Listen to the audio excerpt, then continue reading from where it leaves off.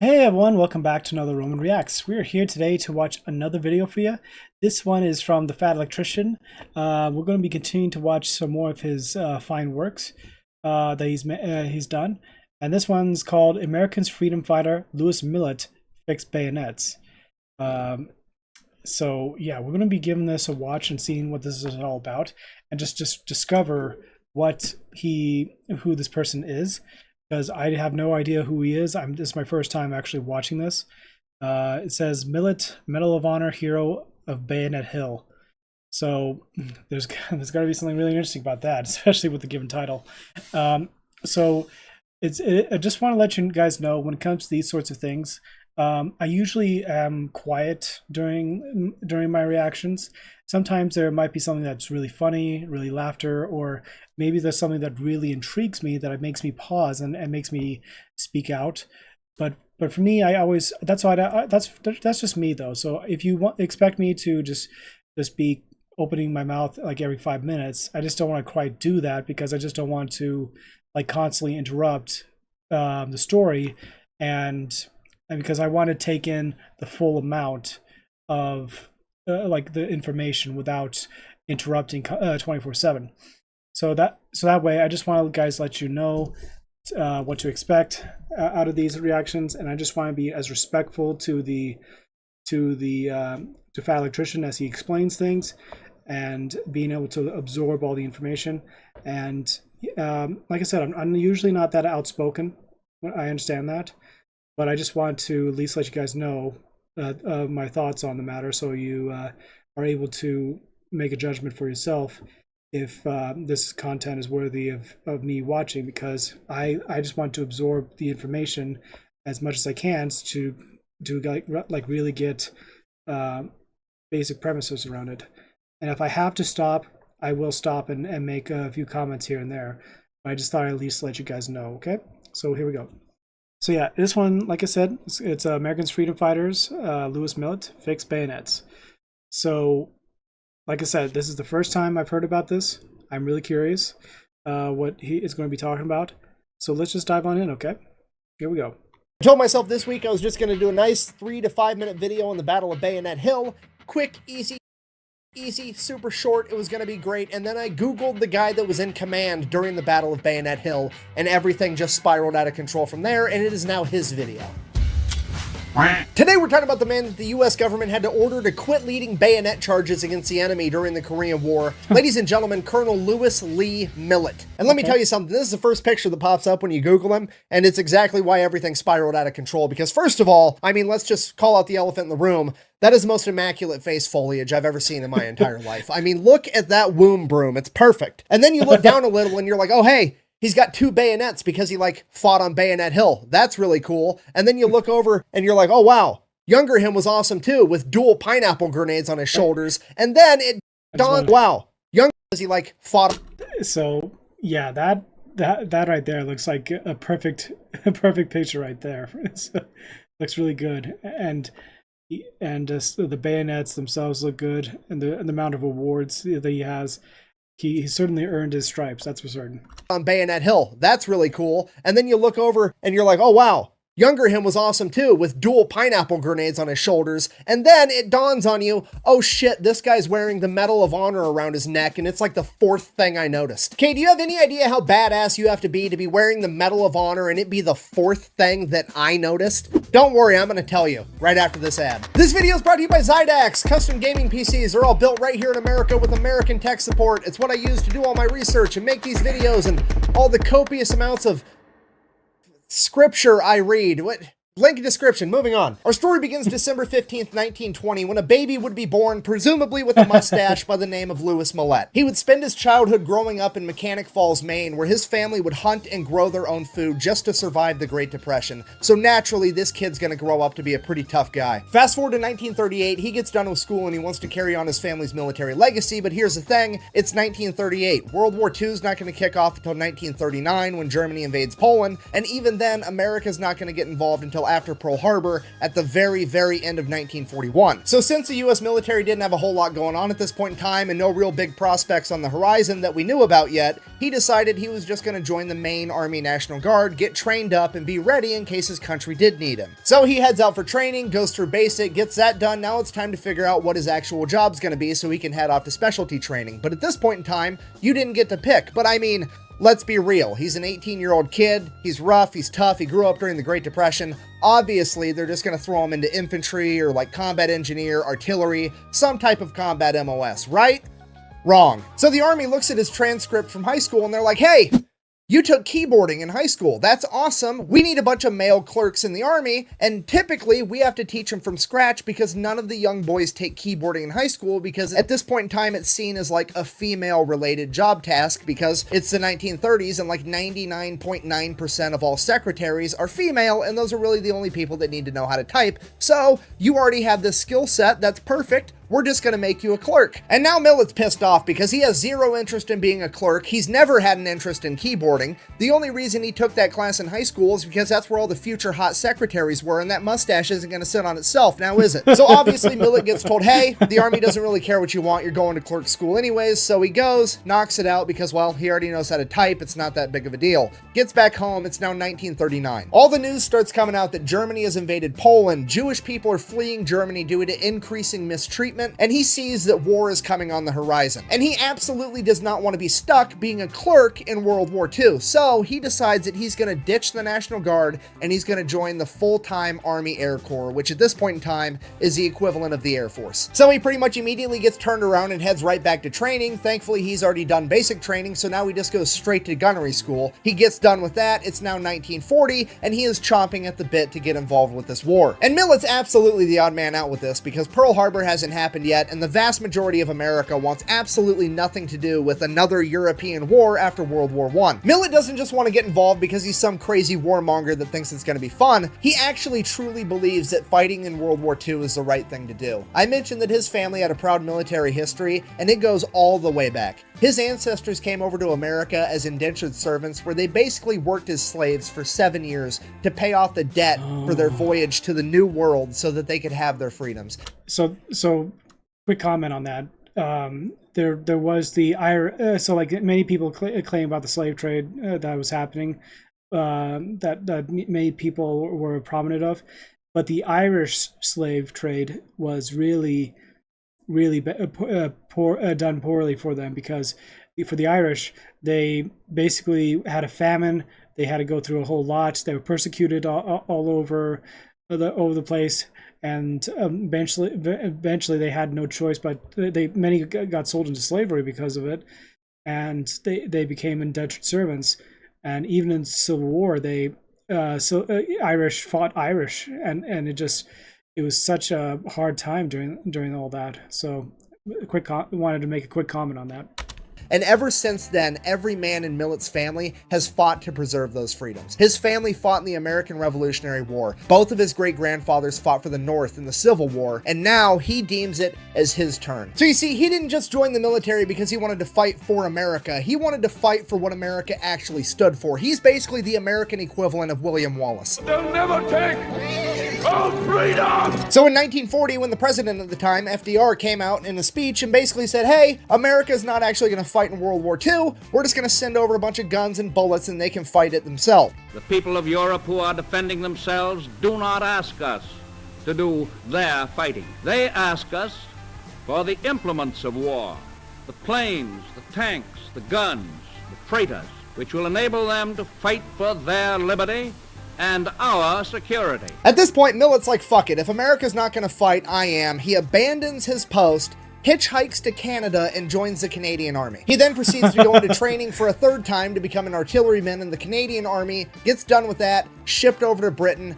just in time to partake in the Blitz, which if you don't know is when Germany began launching air raids against Great Britain, and Millet was there the entire time performing anti-aircraft operations to help defend Great Britain. Fast forward December 8th, 1941, the attack on Pearl Harbor happens. The next day, December 9th, FDR declares war on Japan, and 2 days after that, December 11th, Germany declares war on America, at which point Millet is like, Hot damn! Damn! Millet then immediately makes his way to the U.S. Embassy, re-signs up for the U.S. military, and they ship him down to North Africa to take out the Desert Fox, Erwin Rommel. And you gotta keep in mind, after training with the Canadians and then fighting with them for almost a year, Millet is one of, if not the most experienced combat veterans in the Army at this point in time, because everybody else is either a brand new kid that volunteered or got drafted. Okay, if you're not picking up what I'm putting down, I'm trying to tell you he's gonna have to dad dick this entire situation because he's surrounded by a bunch of noobs. For example, he would earn himself a Silver Star. Because one day, all the new guys got together and they had a brilliant idea. They had a truck that was full of artillery ammunition and grenades, and they said, you know what?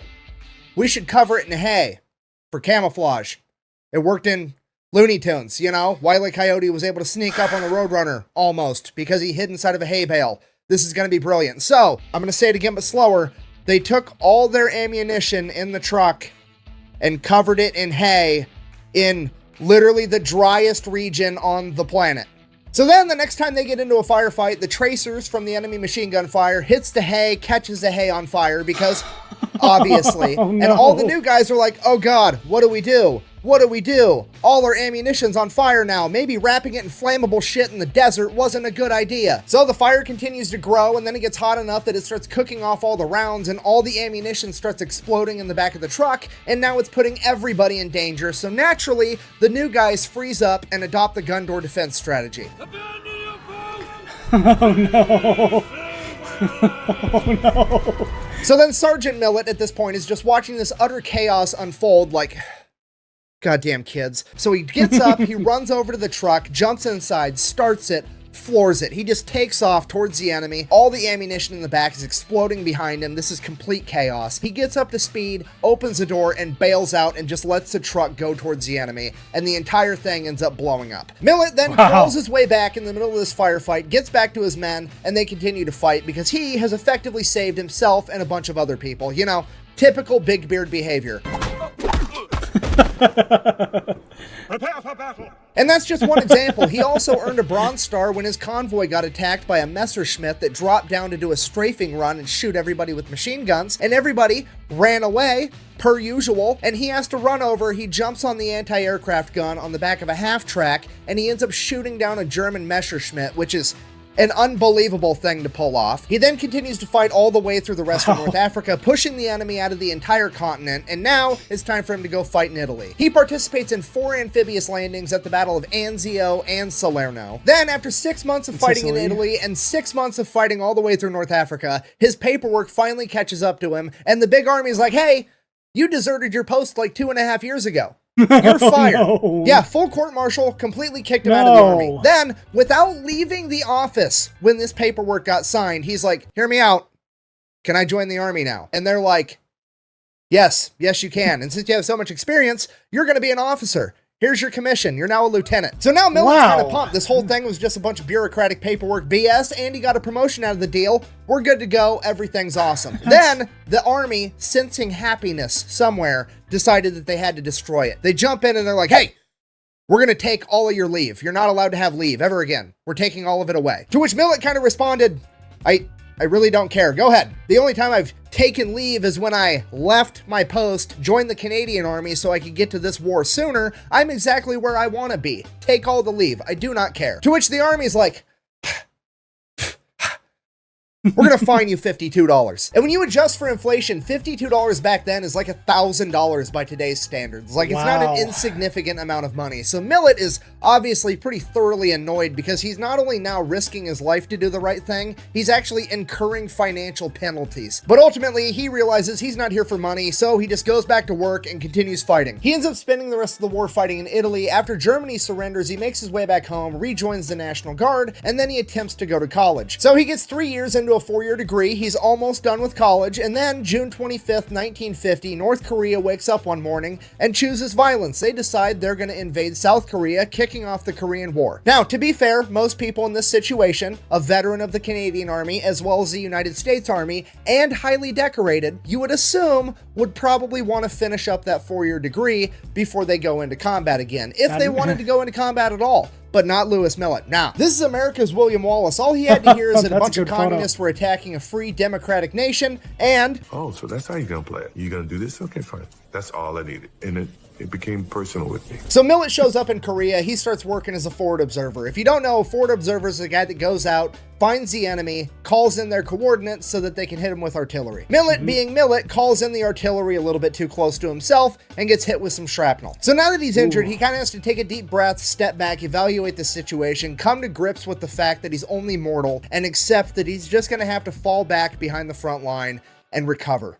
I'm just kidding. He demands that the army give him an airplane and a pilot so that he can hop in this plane injured and call in artillery fire on the enemy from a fucking crop duster. And then, because that wasn't gangster enough, December 5th, 1950, a P-51 Mustang goes down behind enemy lines in North Korea. So, naturally, Millet and his pilot get up in the air. They're gonna go find him. And somehow, they manage to pull it off. They land on the ground next to the plane. They pick up the pilot. The only problem, this crop duster only seats 2 people. So Millet, still injured by the way, is like, don't worry about it. Go ahead, take my seat. The plane's gonna go faster without my Titanic-sized balls weighing it down anyways. I'll just hang out here, evade capture from the enemy that's for sure looking for the downed P-51 Mustang by now. And then you guys can just come back and pick me up whenever.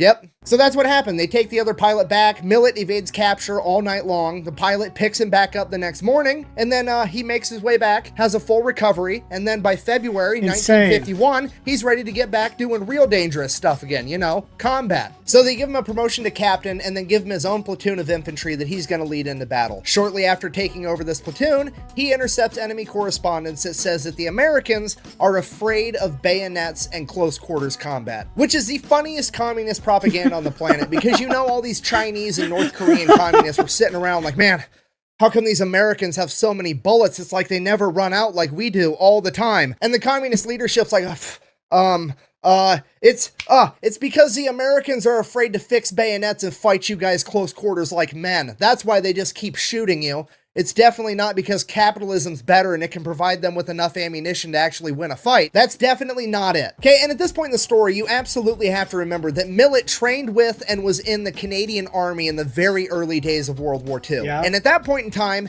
everybody just assumed that World War II was going to be reminiscent of World War I, a bunch of trench warfare, meaning that Millet probably trained in how to conduct trench warfare with the Canadians. And if you don't know, the Canadians were absolutely terrifying in World War I. They were absolute savages in close quarters trench warfare. These guys, to be fair, there's a joke running in the military that the Canadians are known to break Geneva Convention without knowing it, or something like that.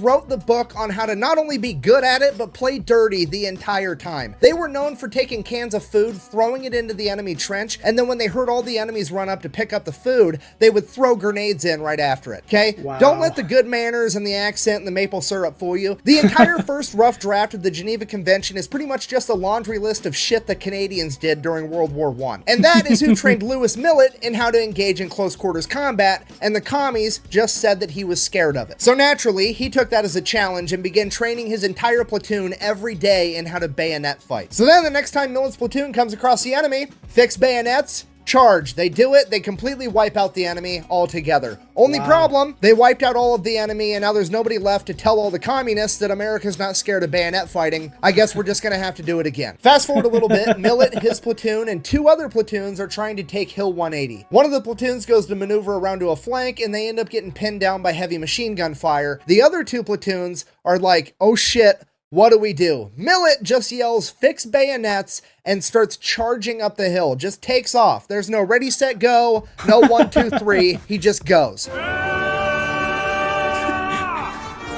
So now Millet's platoon hurries up, fumbles around, gets their bayonets on, and they take off too, no questions asked. He's been training them this entire time. They've been around him enough to know this man's the main character, and they're ready to follow him to hell and back. So they start running after him. That other platoon is standing there like, oh shit, what do we do? Was that the mustache guy that already led a bayonet charge last month? I guess. So they take off as well. Millet at this point is running up this big ass hill and he's like 60 yards ahead of his guys and the grenades just start coming from the top of this hill and he's dodging these grenades one at a time. He dodges 1, he dodges 2, he dodges 3, and then his men behind him start trying to throw grenades up the hill And they do. They throw him way past him, but they start rolling down the hill towards him. So now he's dodging grenades from behind him and from in front of him. Eventually, like the ninth one ends up getting a lucky shot, hits him in the shins with some shrapnel, but kind of busy. I'll worry about that later. He continues to charge up the hill. Him and his men end up pushing back 300 communists off this hill and forcing them to retreat, completely fracturing their line. When the smoke settles, there's over 100 dead communists, 30 of them by bayonet. Now at this point, Millet needs to get medevaced, but he's got a couple things he has to do first. He's A, got to make sure that his men are squared away. He's not leaving until he makes sure of that. And then B, he's got to go over to what used to be the enemy commander and leave a bayonet in his chest with a letter that says compliments of Easy Company. So Millet gets medevaced, goes back, takes about a month off, gets fixed up, heads back to his company, and then first chance he gets, he leads another bayonet charge, at which point the US government steps in and is like, dude, stop. Okay, we're already naming Hill 180 Bayonet Hill. We're giving you the Medal of Honor. We can't have you getting killed in one of these bayonet charges. You're no longer allowed to launch bayonet charges. That's it. Seriously? No more. You're done. Fast forward to July 1951. He gets awarded the Medal of Honor by President Truman for the Battle of Bayonet Hill. He also gets awarded the Distinguished Service Cross for the other 2 bayonet charges that he led. Obviously, I'm paraphrasing a little here, but when he received the Medal of Honor, he basically said, this medal doesn't just belong to me, it belongs to all of my men as well, because without the other 100 men that had my back, I would have just been some crazy guy running up a hill to my death. Alright, so just to recap, he served in 2 armies, he fought in 2 wars. He has the Medal of Honor, the Distinguished Service Cross, the Silver Star, and the Bronze Star. It's probably time to retire, right? Wrong. He immediately transfers to the 101st Airborne, gets jump qualified, becomes a paratrooper. That wasn't hard enough, so he goes to Ranger School, like the hardest military school at this point in time, passes it, absolutely no problem. So then he decides, hey, we got these helicopter things now and they can hover. I'm going to go ahead and try rappelling out of one. Becomes the first man to ever rappel out of a hovering helicopter, officially becoming the godfather of air assault. Then Vietnam kicks off and we really have no idea what he did because he was an advisor for the CIA, meaning he was mostly doing a bunch of extracurricular gangster shit that none of us are allowed to know about. After Vietnam, he would finally retire after 35 years in service, having earned the Medal of Honor, the Distinguished Service Cross, 2 Legions of Merit, the Silver Star, 3 Bronze Stars, 4 Purple Hearts, and 3 Air Medals. He would then go on to live happily ever after with his wife until passing away in 2009 at the age of 88. That looks In so conclusion, cool, Colonel Louis Millet didn't just fight for America, he fought for what America stood for, and he was willing to stand for it even when America wasn't. And that is absolutely why this week's video has been about Colonel Louis Millet and not just the Battle of Bayonet Hill. Thank you for watching. Best way to support the video is go buy some merch over at thefatelectrician.com. Quack bang, out. And my records catch up and they court-martial me for desertion, found me guilty, and they fined me $52 fine and made me a second lieutenant. The minute Louis Millet turned 18 years old, 1938, he would join the Maine National Guard. Jesus Christ. Maine National Guard. National Menards. Fuck. I've never met a bad soldier in combat. I'm alive today because I had them damn good men. Huh? I get emotional about it. We're in a free country. And why are we? Because a lot of people, black, white, yellow, gave their lives so that you and I can live free. Huh? Simple as that. Amazing. That's actually really amazing. Just for him to go through all that, to be able to accomplish so much. I need to find that little image if I can. Where was it? I need to see that picture again with the. There it is.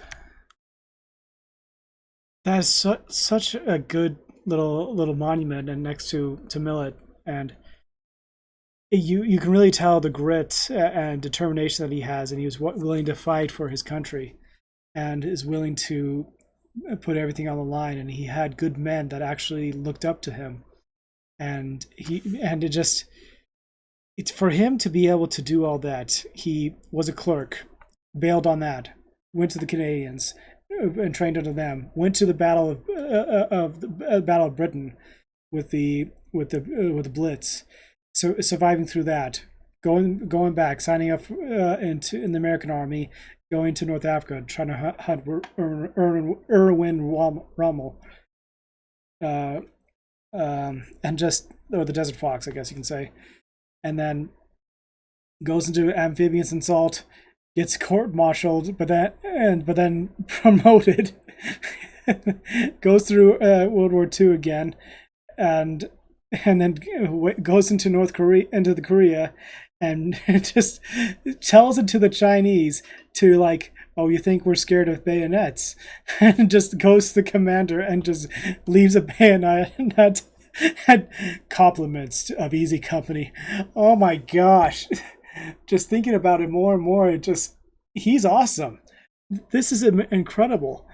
How is it that I never even knew this guy, and this is the first time hearing of him, and this is just absolutely incredible. A great service that he's able to put in, and I'm just grinning from ear to ear seeing this and just learning so much. War heroes like this is what inspires future generations. It saddens me that not many people know about him or what he's done, and it's maddening that there's people out there nowadays who don't even pay attention to history, and it saddens my heart that there's people who would rather care for the here and now than learn about the past and and yeah, this is just an incredible story. Thank you, Bad Electrician. Thank you for sharing, for doing this, for sharing this, because this is incredible stuff. I can't thank you enough, man, and this is just amazing stuff. Anyway, guys, that's it for me for tonight. I just want to say thank you for coming on by. If you made it this far, be sure to check in the link down below in the description for the original video for you guys to check out. You can check out Fat Electrician up here for all of his content. You can check out a random video over here, including the subscribe button. Recently got to 2,400 subs, so 2,400. And hopefully get to 2,500. Maybe by the end of April, maybe? You never know. But anyway, just thought I'd at least end that there. Thank you for watching. Thank you for coming on by. And as always, take care. Romans, salute. If you like Romans content and wish to see more, like and subscribe to continue to support the channel.